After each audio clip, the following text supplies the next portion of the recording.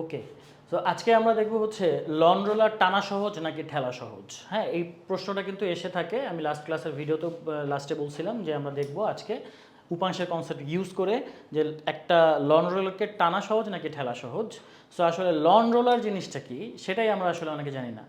So loan roller হচ্ছে, loan কথাটা আসছে হচ্ছে মাঠ থেকে বা বাসার সামনে যে উঠোন থাকে, ঘাস থাকে, এই যে বাগান থাকে, এটাকে লন বলা হয়। আর এটাকে সমান করার জন্য আমরা সাধারণত ভারী একটা রোলার ইউজ করি, সিলিন্ডারের মতো একটা শেপের।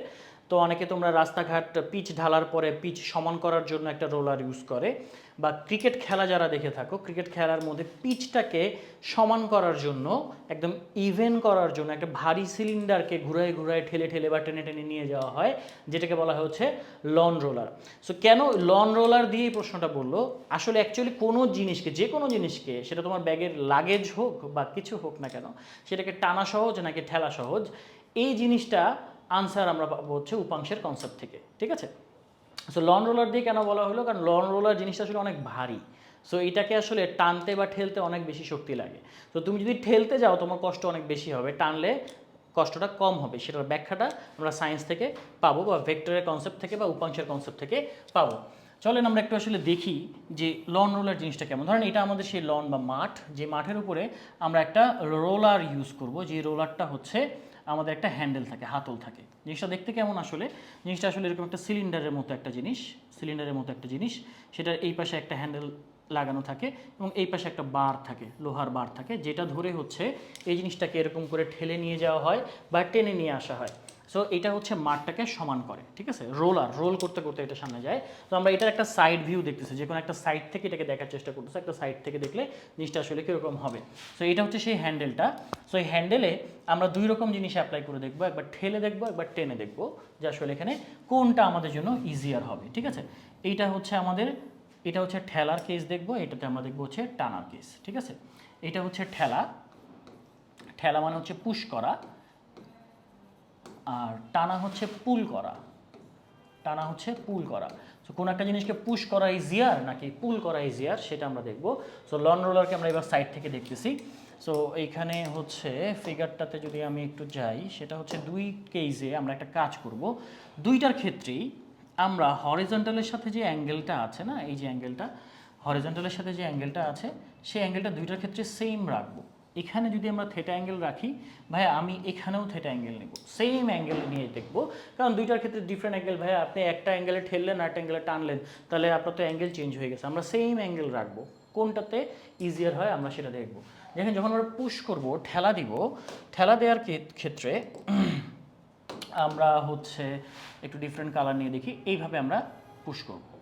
পুশ করার কেসটা কীরকম, এরকমভাবে পুশ করব। ঠিক আছে, আর পুল করার ক্ষেত্রে যদি আমরা দেখি, ভাই পুল করব হচ্ছে এরকমভাবে, উপরের দিকে পুল করবো। এবং আমরা দুইটা কেসেই, দুই ক্ষেত্রেই আমরা হচ্ছে যেই ফোর্সে এখানে পুশ করতেছিলাম, যেই ফোর্সে ঠেলতেছিলাম, সেই ফোর্সে সেম অ্যামাউন্ট অফ ফোর্স দিয়ে, সেম অ্যামাউন্ট অফ ফোর্স দিয়ে আমরা কী করবো, টানার চেষ্টা করব। কোনটা আমাদের জন্য ইজিয়ার আমরা সেটা দেখার চেষ্টা করব। দেখেন এই যে ভেক্টরটাকে আমরা একটা কাজ করব, দুইটা উপাংশে বিভক্ত করে নেব। কী করে নেব বলেন তো, দুইটা উপাংশে বিভক্ত করে নেব। একটা হচ্ছে এই লন রোলারটাকে আমি সামনের দিকে নিয়ে যেতে চাই, এটা হচ্ছে আমার টার্গেট, রাইট। লন রোলারটাকে আমরা কী করতে চাই, সামনের দিকে নিয়ে যেতে চাই। এখন ঠেলেও নিয়ে যেতে পারি, টেনেও নিয়ে যেতে পারি। তো এই ফোর্সটার আমরা একটা কাজ করি যে ভাইয়া এক্স অক্ষের দিকে তার একটা উপাংশ বা কম্পোনেন্ট নিতে চাই, এক্স অক্ষের দিকে তার একটা উপাংশ বা কম্পোনেন্ট নিতে চাই। দেখেন এই ফোর্সের পুরো ফোর্সটা আমি এদিকে পুশ করলেও পুরো ফোর্সটার জন্য আমার এই সামনের দিকে আগাবে না। আমি কিন্তু এর আগের ভিডিওতে উপাংশের যে প্রথম ভিডিওটা আছে সেখানেও কিন্তু বলছিলাম, সেখানেও কিন্তু একটা এক্সাম্পল দিয়েছিলাম যে তাকে সামনের দিকে নিয়ে যাওয়ার জন্য সামনের দিকে বল লাগবে, এই কোনাকুনি বলটা তাকে সামনে নিয়ে যাবে না। কোন বলটা নিয়ে যাবে, এই বলের একটা অংশ বা পার্ট বা একটা উপাংশ তাকে সামনের দিকে নিয়ে যাওয়ার চেষ্টা করবে। সিমিলারলি আমি এই কোনাকুনি যখন একটা টানবো, যে লাগেজ দিয়ে এক্সাম্পলটা দিয়েছিলাম, যে একটা লাগেজকে টানলে তো ওই লাগেজটা এই বরাবর যায় না, লাগেজটা যে এই বরাবর, তার মানে এই যেই ফোর্সে টানতেছে সেই ফোর্সেটা আসলে আমাকে সামনে নিয়ে যেতে হেল্প করতেছে না, অন্য একটা ফোর্স হেল্প করতেছে, যেটা হচ্ছে এই মেইন ফোর্সের একটা অংশ বা উপাংশ। ঠিক আছে, তো এখানে দেখেন এই অ্যাঙ্গেলটা যদি থেটা হয়, তাহলে এই অ্যাঙ্গেলটাও কী হবে বলেন তো, থেটা হবে। এটা তো আপনারা বুঝেন যে এই লাইনটা আর এই লাইনটা হচ্ছে পরস্পরের সমান্তরাল, তাহলে এটা যদি তাদের ছেদক হয়, তাহলে এই অ্যাঙ্গেলটা আর এই অ্যাঙ্গেলটা কী হবে বলেন তো, একটা আরেকটা সমান হবে। এটা আপনাদের সবারই জানা আছে। তাহলে আমাদের যদি এই ফোর্সটা এফ হয়, তাহলে এইটাকে আমরা বলতে পারি হচ্ছে এফ কস থিটা উপাংশ। যদি উপাংশের ফর্মুলা আপনাদের মনে থাকে যে ভেক্টরের মান বসাবো, কস বসাবো, আর ওই দিকের সাথে যে কোণ উৎপন্ন করে সেই কোণটা আমরা এখানে বসাই দেবো, তাহলে এফ কস থিটা। এবং এর পারপেন্ডিকুলার আরেকটা উপাংশ যদি আমরা নিতে চাই, এর একটা লম্ব উপাংশ যদি নিতে চাই, গত ভিডিওতে আমি বলছিলাম, লাস্ট ভিডিওতে বলছিলাম যে সেই উপাংশটা নিতে হবে এই কস থিটার সাথে লম্বভাবে নিতে হবে, কিন্তু ভেক্টরটাকে কী করতে হবে, তাদের মাঝে রাখতে হবে। আমি এই দিকে উপাংশ নিলে কিন্তু হবে না, কী করতে হবে, তার একটা লম্ব উপাংশ যদি আমরা নিতে চাই তাহলে সেই উপাংশটা কোন দিকে নিতে হবে বলেন, ভেক্টরটাকে মাঝখানে রেখে তার এক পাশে যদি কজ হয় তাহলে আরেক পাশে হবে হচ্ছে সাইন। এটা আপনাদের মনে থাকার কথা, এটা গত ভিডিওতে আমি বলছিলাম। তাহলে এটা হবে হচ্ছে এফ সাইন থিটা উপাংশ। তাহলে আমরা মূল ভেক্টরটাকে কয়টা উপাংশে ভাগ করে ফেলছি, দুইটা। এমন না যে সবসময় দুইটা উপাংশেই শুধু ভাগ করা যায়, বাট এই ক্ষেত্রে আমাদের ভেক্টরটা মাত্র দুইটা উপাংশেই বিভক্ত হচ্ছে। একটা উপাংশ খেয়াল করে দেখেন, এফ কস থিটা, সেটা হচ্ছে আমি লন রোলারটাকে যেদিকে ঠেলে নিয়ে যেতে চাই সেদিকে কাজ করতেছে। আরেকটা উপাংশ কিন্তু একদম সোজা নিচের দিকে কাজ করতেছে, আরেকটা অংশ সোজা কোন দিকে কাজ করতেছে বলেন তো, নিচে কাজ করতেছে। আবার এইটাকে যদি আমি সেমভাবে ডিভাইড করতে চাই, দেখেন এই যে এই পাশে একটা উপাংশ নিতে পারি, কারণ এই অ্যাঙ্গেলটা যদি থিটা হয়, খেয়াল করে দেখেন এই অ্যাঙ্গেলটা যদি থিটা হয় তাহলে এই অ্যাঙ্গেলটা কী হবে, করসপন্ডিং বা অনুরূপ কোণ থিটা হবে, কারণ এইটা আর এটা সমান্তরাল, এটা হচ্ছে তাদের ছেদক, তাহলে এই দুটো অ্যাঙ্গেল হচ্ছে করসপন্ডিং অ্যাঙ্গেল বা অনুরূপ কোণ। তাহলে এখানে আমরা বলতে পারি এটা যদি এফ হয় তাহলে এটা কী হবে বলেন, এফ কস থিটা। যেই দিকে কোণ জানা আছে সেই দিকের উপাংশটা সবসময় কস থিটা হবে। আর এর সাথে পারপেন্ডিকুলার ভেক্টরটাকে মাঝখানে রেখে আরেকটা পারপেন্ডিকুলার কম্পোনেন্ট আমরা নিতে পারি, এফ কস থিটা হলে এটাকে আমরা বলতে পারি হচ্ছে এফ সাইন থিটা। দেখেন এই দুইটার মধ্যে একটা মিল আছে, একটা অমিল আছে। টানার ক্ষেত্রে আর ঠেলার ক্ষেত্রে, টানার ক্ষেত্রে আর ঠেলার ক্ষেত্রে এক জায়গায় মিল আছে আর এক জায়গায় অমিল আছে। মিল কোথায় দেখেন, এফ কস থিটাটা এখানে হচ্ছে লন রোলারকে আমি যেদিকে নিয়ে যেতে চাই সেদিকেই কাজ করতেছে, লন রোলারকে আমি এদিকে মুভ করাতে চাই, এফ কস থিটা সেই দিকেই কাজ করতেছে। এখানেও দেখেন এফ, এই যে লন রোলারটাকে আমি এদিকে ঠিক আছে নিয়ে যাচ্ছি, বাট এদিকে ফোর্স দিচ্ছি, বাট এদিকেই নিয়ে যেতে চাচ্ছি, এই যে গ্রাউন্ড বরাবর আমাকে তাকে নিয়ে যেতে চাচ্ছি। সো যেদিকে নিয়ে যেতে চাচ্ছি এফ কস থিটা কিন্তু এখানেও একই দিকে কাজ করে, তার মানে এফ কস থিটার ডিরেকশন কিন্তু সেম আছে।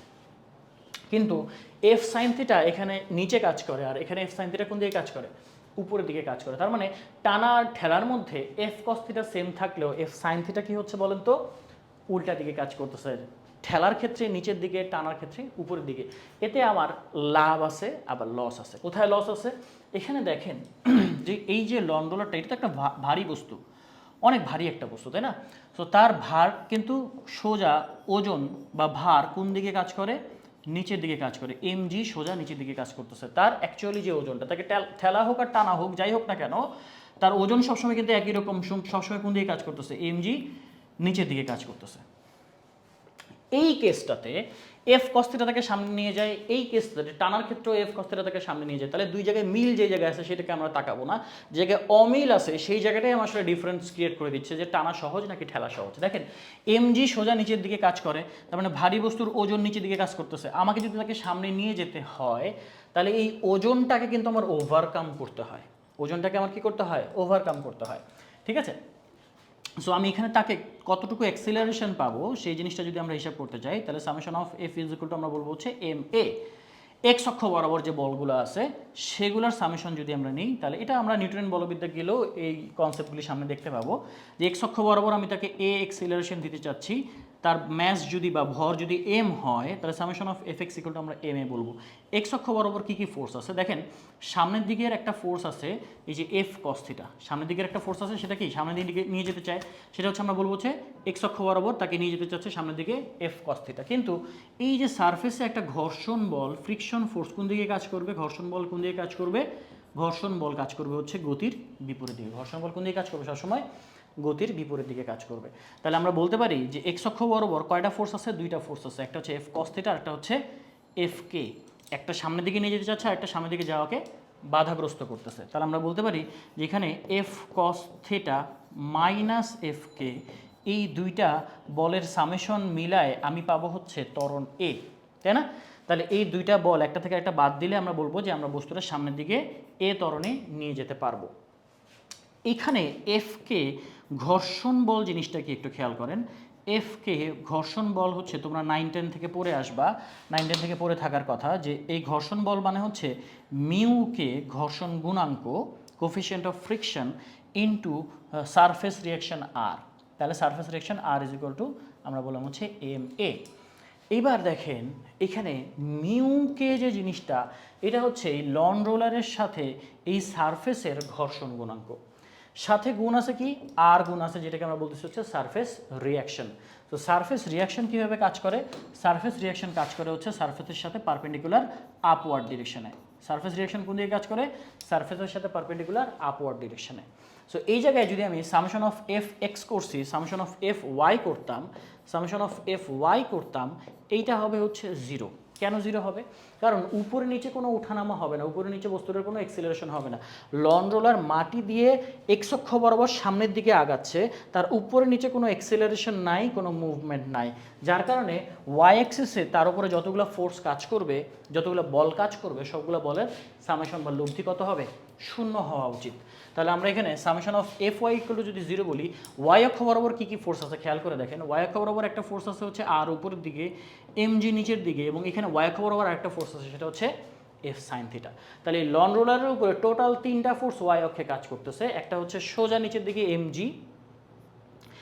জি সোজা নিচের দিকে কাজ করতেছে এম জি, আবার সোজা নিচের দিকে কে কাজ করতেছে? F sine theta. এই দুইটা একই দিকে, এই জন্য দুইটা যোগ করব।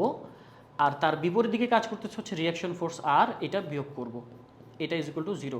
তোমরা কিন্তু বল অধ্যায়ে এগুলো শিখে আসার কথা, ক্লাস 9-10-এ বল অধ্যায়ে এগুলো শিখে আসার কথা। তো এই ক্ষেত্রে আর ইজ ইকুয়াল আমরা বলতে পারি হচ্ছে M G plus F sine theta. তাহলে এই আর এর জায়গায় যদি আমরা এই ভ্যালুটা বসাই দিই, তাহলে আমরা কি পাই খেয়াল করেন। আমরা বলতে পারি যে F cos theta minus mu K into R এর জায়গায় বসাবো হচ্ছে M G plus F sine theta is equal to হচ্ছে এম এ। সো এই যে অ্যাক্সিলারেশনের ভ্যালুটা আমরা এখান থেকে পাচ্ছি, আমি কিন্তু অনেক ডেপথ থেকে দেখাচ্ছি, হ্যাঁ। অ্যাক্সিলারেশনের যে ভ্যালুটা পাচ্ছি, অ্যাক্সিলারেশন ইজ ইকুয়াল টু কী দাঁড়ায় দেখেন। আমরা বলতে পারি হচ্ছে F cos theta divided by M minus, M দিয়ে বোথ সাইডে ডিভাইড করে দিচ্ছি, মিউকে এখানে লিখবো হচ্ছে মিউকে into M G plus F sine theta divided by M. দেখেন এম দিয়ে বোথ সাইডে ডিভাইড করে দিলাম। তাহলে আমাদের এক্সিলারেশন যদি আমি পাইতে চাই, অবজেক্টটা যদি এক্সিলারেশন পাইতে চাই, তাহলে এফ কস থিটা, আমি যে ফোর্সটা দিচ্ছি, এই যে এফ কস থিটার যেটা হচ্ছে আমাদের ফোর্সের উপাংশ, ডিভাইডেড বাই এম মাইনাস ঘর্ষণ গুণাঙ্ক into M G plus F sine theta, এই একটা ভ্যালু আসতেছে। দেখেন এই যে এখানে এফ হচ্ছে আমি যে ফোর্সটা দিচ্ছি, দুই ক্ষেত্রেই একই রকম ফোর্স দিচ্ছি, তাই না? আবার থিটার ভ্যালু দুই ক্ষেত্রে আমি একই রকম নিয়েছি, এবং একই লোন রোলারকেই আমি টানাটানি করতেছি বা ঠেলাঠেলি করতেছি। তাহলে এম কনস্ট্যান্ট, তার মানে এই পুরো ভ্যালুটা কনস্ট্যান্ট। খেয়াল করেন মিউ কে হচ্ছে এই সারফেসের সাথে লন রোলারের ঘর্ষণ গুণাঙ্ক বা কোএফিশিয়েন্ট অফ ফ্রিকশন। এখানেও কিন্তু সেম, এই যে লন রোলারের সাথে সারফেসের ঘর্ষণ গুণাঙ্ক বা কোএফিশিয়েন্ট অফ ফ্রিকশন। সো এটাও কিন্তু একটা কনস্ট্যান্ট ভ্যালু। এম কনস্ট্যান্ট, জি কনস্ট্যান্ট, এইগুলো সবই কিন্তু constant value. F constant, theta constant. তাহলে অ্যাক্সিলারেশনটা পাওয়ার জন্য আমার সবগুলোই কিন্তু কনস্ট্যান্ট ভ্যালু কাজ করতেছে। কিন্তু যদি আমরা এইটার ক্ষেত্রে যাই, এটা হচ্ছে আমাদের কিসের ক্ষেত্রে বলেন তো? এটা হচ্ছে আমাদের টানার ক্ষেত্রে নাকি ঠেলার ক্ষেত্রে? এটা হচ্ছে ঠেলার ক্ষেত্রে। ঠেলার ক্ষেত্রে এ কে আমরা এইভাবে লিখতে পারি, ঠেলার ক্ষেত্রে আমরা একে এইভাবে লিখতে পারি। কিন্তু টানার ক্ষেত্রে কি হবে একটু খেয়াল করে দেখেন। টানার ক্ষেত্রে হবে হচ্ছে এই জায়গার সাথে পার্থক্য ছিল, এফ সাইন থিটা এখানে নিচে কাজ করতেছিল, এখানে এফ সাইন থিটা কোন দিকে কাজ করতেছে? উপরে কাজ করতেছে। তো এটার সারফেস রিয়াকশন যদি আর হয়, তাহলে সামেশন অফ এফ ওয়াই আমরা কি বলতে পারি? ইজ ইকুয়াল টু 0 বলতে পারি, কারণ এটা উপরে নিচে কোনো ওঠানামা করতেছে না, এই বরাবর তার কোনো ত্বরণ নাই। আমি ত্বরণ চাচ্ছি কোন দিকে? এই দিকে ত্বরণ চাচ্ছি। তাহলে এখানে সামেশন অফ এফ ওয়াই অক্ষ বরাবর একটা ফোর্স এম জি নিচের দিকে, একটা ফোর্স এফ কস থিটা উপরের দিকে, এবং রিয়াকশন ফোর্স বা প্রতিক্রিয়া বল, সারফেসের প্রতিক্রিয়া বল উপরের দিকে। তাহলে এখানে এই ফোর্সটা উপরের দিকে, এই ফোর্সটা উপরের দিকে, এই দুটো হবে যোগ R plus F sine theta, আর এম জি কাজ করতেছে নিচের দিকে, এটা হবে বিয়োগ minus M G is equal to হচ্ছে 0। In this case R is equal to আমরা কিন্তু এখানে রিয়াকশন ফোর্সটা কী পাচ্ছি একটু খেয়াল করেন। এম জি সাইড চেঞ্জ হয়ে যাবে এ পাশে গেলে, তাহলে সাইনও চেঞ্জ হয়ে যাবে, M G minus F sine theta. এটা হচ্ছে আমাদের রিয়াকশন ফোর্স। আর যদি রিয়াকশন ফোর্স এইটা হয়ে থাকে, তার মানে আর এর ভ্যালু এখানে পাইছিলাম M G plus F sine theta, যখন টানার ক্ষেত্রে আর এর ভ্যালু হয়ে যাচ্ছে mg minus F sine theta, তাহলে এটা হচ্ছে আমাদের পুশ করার ক্ষেত্রে, আর এটা হচ্ছে পুল করার ক্ষেত্রে অ্যাক্সিলারেশন সেম ফোর্স দিলে, একই অ্যামাউন্ট অফ ফোর্স দিলে, এটা এফ সাইন থিটা না এফ কস থিটা হবে, F cos theta by M হবে, চেঞ্জ হবে একটা জায়গায়, সেটা হচ্ছে মিউ কে ইন্টু এখানে হবে mg minus F sine theta divided by M. খেয়াল করেন, আপনারাই আমাকে এবার উত্তর দেন যে টানার ক্ষেত্রে ত্বরণ বেশি পাবো নাকি ঠেলার ক্ষেত্রে ত্বরণ বেশি পাবো, কোন ক্ষেত্রে এক্সিলারেশনটা বেশি পাওয়া উচিত? এইটা হচ্ছে আমাদের পুশ করার ক্ষেত্রে ঠেলার ক্ষেত্রে, এটা হচ্ছে পুল করার ক্ষেত্রে টানার ক্ষেত্রে, কোন কেসটাতে আমি ত্বরণের মান একই বলে এবং একই কোণে, একই বলে একই ফোর্সে এবং একই অ্যাঙ্গেলে যদি আমি ঠেলা দেই এবং একই কোণে একই বলে যদি আমি টানা দিই, কোন ক্ষেত্রে আমার ত্বরণটা বেশি হবে অবজেক্টটার জন্য, অ্যাক্সিলারেশনটা কোন ক্ষেত্রে বেশি হবে? খেয়াল করেন এই দুইটার জন্য এই পাশের পোর্শনটা কিন্তু সেম, পুশ পুলের জন্য এই পাশের পোর্শনটা সেম অ্যাক্সিলারেশন ত্বরণ বের করার সময়, কিন্তু এখানে আছে হচ্ছে মিউকে ইন্টু এই যে mg plus F sine theta, তার মানে এই ভ্যালুটা প্লাস আছে, তার মানে এই ভ্যালুটা বেশি হবে, বড় হবে, আর mg minus F sine theta আছে, তার মানে এখানে যতটুকু ভ্যালু পাবো এটা হবে হচ্ছে কম ভ্যালু, তার মানে তুলনামূলক এইটার চেয়ে এইটা হচ্ছে কম ভ্যালু, কিন্তু এখানে খেয়াল করেন একটা মাইনাস চিহ্ন আছে, তার মানে এই ভ্যালুটা থেকে একটা বড় ভ্যালু মাইনাস হচ্ছে, আর এখানে এই ভ্যালুটা থেকে একটা ছোট ভ্যালু মাইনাস হচ্ছে, এই ভ্যালুটা থেকে ধরেন এইটা হচ্ছে 100 আর এইটা হচ্ছে 20, ঠিক আছে, আর এইটা হচ্ছে 100, এইটা হচ্ছে 10, তার মানে এখানে আমি পাবো হচ্ছে 80 আর এখানে পাবো আমি হচ্ছে 90, তাহলে এক্সিলারেশন কোনটার ক্ষেত্রে বেশি পাইলাম? কেন বললাম এটা 20 আর এটা 10 কেন বললাম? কারণ এখানে প্লাস আছে এফ সাইন থিটা, এখানে আছে হচ্ছে মাইনাস এফ সাইন থিটা, তার মানে এই ভ্যালুটা আলটিমেটলি একটা ছোট ভ্যালু, এই ভ্যালুটা একটা ছোট ভ্যালু, কারণ ওই এফ সাইন থিটা এখানে মাইনাস হচ্ছে, ওয়ারাস যেখানে এফ সাইন থিটা কি হচ্ছে প্লাস হচ্ছে, তার মানে এই ভ্যালুটা একটা বড় ভ্যালু, তাহলে এই সেম ভ্যালু থেকে একবার বড় ভ্যালু মাইনাস হচ্ছে, সেম ভ্যালু থেকে একবার ছোট ভ্যালু মাইনাস হচ্ছে, তার মানে এখানে আমি পাচ্ছি হচ্ছে পুশ করার ক্ষেত্রে বা ঠেলার ক্ষেত্রে যে ত্বরণটা পাবো, টানার ক্ষেত্রে ত্বরণটা কি আমি সেম পাবো? টানার ক্ষেত্রে ত্বরণটা কিন্তু আমি সেম পাবো না, টানার ক্ষেত্রে ত্বরণটা আমি একটু গ্রেটার ভ্যালু পাবো বা বড় ভ্যালু পাবো, ঠেলার ক্ষেত্রে আমি কিন্তু একটা ছোট ভ্যালু পাবো, তাহলে একবার পাচ্ছি একই বলে একই কোণে ঠেলার জন্য আমি যে ত্বরণটা পাই, একই বলে একই কোণে টানার জন্য আমি ত্বরণের মান বেশি পাই, তাহলে কোনটা ইজিয়ার হলো, টানা সহজ হলো নাকি ঠেলা সহজ হলো? ডেফিনেটলি টানা সহজ হলো। এটার ব্যাখ্যা আরেকভাবেও তোমাদের বইয়ে দেয়া আছে, এটা হচ্ছে আমি ইন ডেপথ আলোচনা করলাম যে অ্যাকচুয়ালি কেন আসলে টানা ঠেলার চেয়ে টানাটা বেশি সহজ। হ্যাঁ, এটা অ্যাকচুয়াল রিজনটা আমি বললাম যে কারণ এখানে ঘর্ষণ বলের একটা ব্যাপার স্যাপার আছে, ফ্রিকশন বলের একটা ব্যাপার স্যাপার আছে, কারণ আমাদের এই ঘর্ষণটা টোটালি ডিপেন্ড করে হচ্ছে এই ঘর্ষণ গুণাঙ্কের সাথে সারফেস রিয়াকশন বা প্রতিক্রিয়া বলটা কেমন হচ্ছে, তার মানে ঘর্ষণ বল আমাকে যেটা করে সেটা হচ্ছে ডিস্টার্ব করে, ঘর্ষণ বলের মান ফ্রিকশন বলের মান যখন বেশি হবে তোমার ওই সারফেস দিয়ে চলতে বেশি কষ্ট হবে, তার মানে এই আর এর ভ্যালু যত বেশি হবে ঘর্ষণ বলের মান তত বেশি হবে, আর ঘর্ষণ বলের মান যত বেশি হবে তোমার এখানে চলতে তত কষ্ট হবে।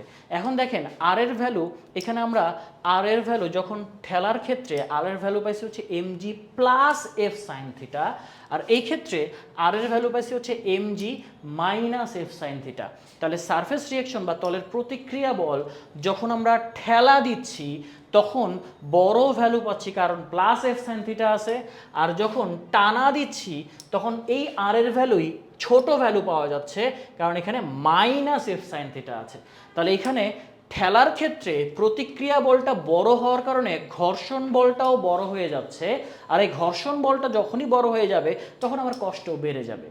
আবার সিমিলারলি এখানে যদি বলি টানার ক্ষেত্রে ঘর্ষণ বলটা কম হয়ে যাচ্ছে কারণ আর এর ভ্যালুটা ছোট হইলে ঘর্ষণ বলটাও হয়ে যায় ছোট, আর ঘর্ষণ বল যখন ছোট হবে তখন আমার জন্য ওই একই সারফেস দিয়ে চলাটা আমার জন্য সুবিধাজনক হয়ে যাবে, তাহলে এখানে সুবিধাজনক ইজিয়ার কোনটা? অবশ্যই পুল করা বা টানা যে কোনো কিছুর জন্য সহজ। তো তোমরা তোমাদের প্র্যাকটিক্যাল লাইফে কোনো কিছুকে যদি টেনে নিয়ে যেতে চাও বা ঠেলে নিয়ে যেতে চাও, তোমরা যদি তোমার পড়ার টেবিলটাকে সেট করতে চাও কোনো একটা জায়গায়, তো তুমি টেনে নিয়ে যাবা নাকি ঠেলে নিয়ে যাবা? অবশ্যই তুমি টেনে নিয়ে যাবা, কারণ তখন ঘর্ষণটা কম অনুভূত হবে।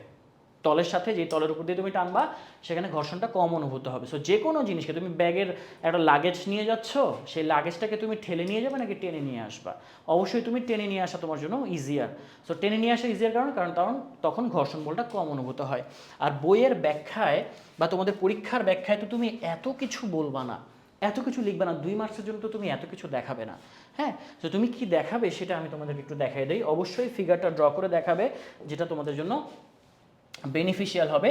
তুমি কি লিখতেছো তার চেয়ে ইম্পর্টেন্ট হচ্ছে তুমি ফিগারে সুন্দর মতো ব্যাখ্যা দিতে পারতেছো কিনা। এটা হচ্ছে হ্যান্ডেলটা, যেই হ্যান্ডেলে আমি কি দিচ্ছি, পুশ দিচ্ছি। ঠিক আছে, তাহলে এটা হচ্ছে এফ ফোর্সে পুশ দিচ্ছি, এটা হচ্ছে পুশিংয়ের ক্ষেত্রে, মানে হচ্ছে ঠেলার ক্ষেত্রে, এটা হচ্ছে ঠেলার ক্ষেত্রে। হ্যাঁ, আর টানার ক্ষেত্রে আমি এখানে দেখাচ্ছি, টানা হচ্ছে পুল করার ক্ষেত্রে কি হবে। ঠিক আছে, দুই ক্ষেত্রে। সো এখানে দিবেন আপনারা এই জায়গায় একটা অ্যাঙ্গেল শো করবেন থেটা, তারপরে এখানে আপনি একটা কম্পোনেন্ট বলবেন, সেটা হচ্ছে এই অ্যাঙ্গেলটা থেটা হলে এই অ্যাঙ্গেলটাও থেটা হয়, তাহলে এটা হচ্ছে এফ কস থেটা। আর এই দিকে কম্পোনেন্ট হবে হচ্ছে কি বলেন তো, এফ সাইন থিটা। সো এই এফ ভেক্টরটাকে আমরা দুইটা অংশে ভাগ করে ফেলছি, দুই দিকে আমি তাকে বিভক্ত করে দুই পাশে দিয়ে দিছি, তাহলে এফ এর আর কোনো অস্তিত্ব এই জায়গায় নাই। এবার আসেন হচ্ছে টানার ক্ষেত্রে। টানার ক্ষেত্রে এইটা হচ্ছে আমার হ্যান্ডেল, একে আমি বল দিচ্ছি হচ্ছে এফ পরিমাণে, আমার থেটার পরিমাণটা দুই জায়গায় সেম আছে, এবং সেম থাকার ফলে এইটা হচ্ছে থেটা, কারণ এই কোণটা আর এই কোণটা করসপন্ডিং অ্যাঙ্গেল বা অনুরূপ কোণ। এটা হবে হচ্ছে এফ কস থেটা, আর তার পারপেন্ডিকুলারটা হবে হচ্ছে এফ সাইন থেটা। দুই ক্ষেত্রেই আমার ওজন কোন দিকে কাজ করে, ওজন হচ্ছে এমজি সোজা নিচের দিকে কাজ করে, এখানেও এমজি সোজা নিচের দিকে কাজ করে। আপনারা দেখাবেন এখানে অ্যাপারেন্ট ওয়েট বা আপাত ওজন, কি লিখবেন, আপাত ওজন, অ্যাপারেন্ট ওয়েট বা আপাত ওজন। অ্যাপারেন্ট ওয়েট হচ্ছে, খেয়াল করেন এখানে ডাব্লিউ এ দিয়ে লিখবো আমি, অ্যাপারেন্ট ওয়েট ডাব্লিউ এ দিয়ে লিখবো। ওজন অ্যাকচুয়ালি কি এমজি না, ওজন অ্যাকচুয়ালি হচ্ছে এমজি, যেটা সোজা নিচের দিকে পৃথিবী আমাকে যে বলে টানতেছে। কিন্তু এখানে পৃথিবীর বলের সাথে এফ সাইন থিটা একই দিকে পুশ করতেছে না, তাহলে আমরা বলবো আপাত ওজন হচ্ছে MG plus F sine theta which increases, মানে আমার অ্যাকচুয়ালি ওই অবজেক্টটার যে ওজনটা ফিল হওয়ার কথা ছিল, আমি ঠেলার কারণে আমার কাছে বেশি বেশি ওজন ফিল হবে। ওয়ারাস এই জায়গায় ডাব্লিউ এ অ্যাপারেন্ট ওয়েটটা হবে হচ্ছে এমজি সোজা নিচের দিকে কাজ করে, আর আমার এফ ফোর্সের একটা কম্পোনেন্ট উপাংশ এফ সাইন থিটা এমজি এর বিপরীতে কাজ করে, যে আসলে আমার ওজনটাকে একটু কম ফিল করাবে, এমজি থেকে এফ সাইন থিটা মাইনাস হয়ে যাচ্ছে। তো আমরা বলবো ঠেলার ক্ষেত্রে আপাত ওজন বেড়ে যায়।